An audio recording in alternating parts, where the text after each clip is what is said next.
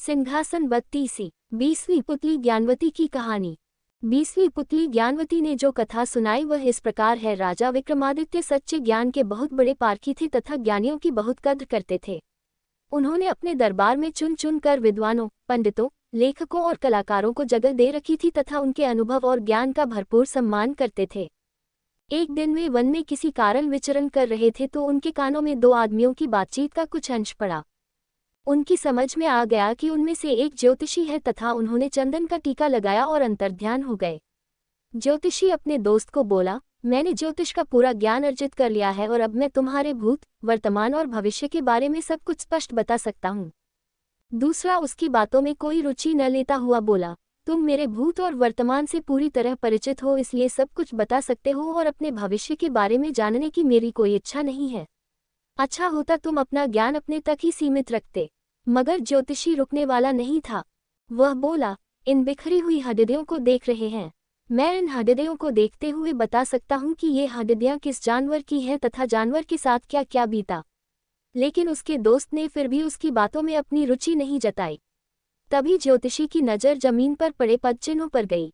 उसने कहा, ये पदचिन्ह किसी राजा के हैं और सत्यता की जांच तुम खुद कर सकते हो।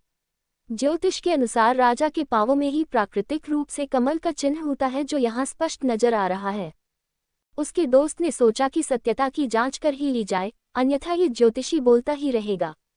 पदचिन्हों का अनुसरण करते करते वे जंगल में अंदर आते गए।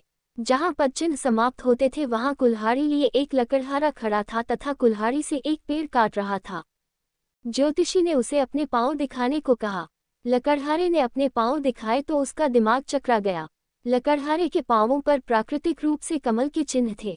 ज्योतिषी ने जब उससे उसका असली परिचय पूछा तो वह लकड़हारा बोला कि उसका जन्म ही एक लकड़हारे के घर हुआ है तथा वह कई पुश्तों से यही काम कर रहा है। ज्योतिषी सोच रहा था कि वह राजकुल का है तथा किसी परिस्थितिवश लकड़हारे का काम कर रहा है।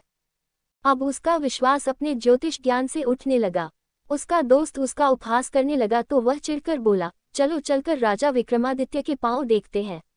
अगर उनके पांवों पर कमल चिन्ह नहीं हुआ तो मैं समूचे ज्योतिष शास्त्र को झूठा समझूंगा और मान लूंगा कि मेरा ज्योतिष अध्ययन बेकार चला गया। वे लकड़हारे को छोड़ उज्जैन नगरी को चल पड़े।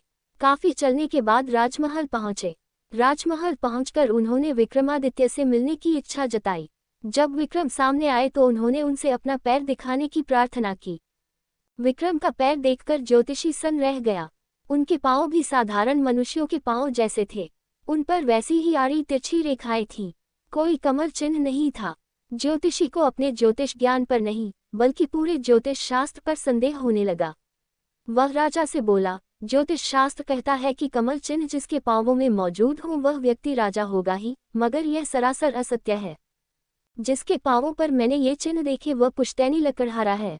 दूर दूर तक उसका संबंध किसी राजघराने से नहीं है। पेट भरने के लिए जी तोड़ मेहनत करता है तथा हर सुख सुविधा से वंचित है। दूसरी ओर आप जैसा चक्रवर्ती सम्राट है जिसके भाग्य में भोग करने वाली हर चीज है, जिसकी कीर्ति दूर दूर तक फैली हुई है। आपको राजाओं का राजा कहा जाता है मगर आपके पांवों में ऐसा कोई चिन्ह मौजूद नहीं है। राजा को हंसी आ गई और उन्होंने पूछा, क्या आपका विश्वास अपने ज्ञान तथा विद्या पर से उठ गया? ज्योतिषी ने जवाब दिया, बिल्कुल, मुझे अब रत्ती भर भी विश्वास नहीं रहा। उसने राजा से नम्रतापूर्वक विदा लेते हुए अपने मित्र से चलने का इशारा किया। जब वह चलने को हुआ तो राजा ने उसे रुकने को कहा। दोनों ठिठक कर रुक गए। विक्रम ने एक चाकू मंगवाया तथा पैरों के तलवों को खुरचने लगे। खुरचने पर तलवों की चमड़ी उतर गई और अंदर से कमल के चिन्ह स्पष्ट हो गए।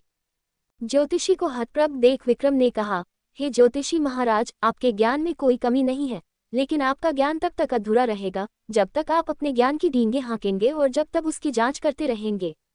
मैंने आपकी बातें सुन ली थी और मैं ही जंगल में लकड़हारे के वेश में आपसे मिला था। मैंने आपकी विद्वता की जांच के लिए अपने पांवों पर खाल चढ़ा ली थी ताकि कमल की आकृति ढक जाए। आपने जब कमल की आकृति नहीं देखी तो आपका विश्वास ही अपनी विद्या से उठ गया। यह अच्छी बात नहीं है।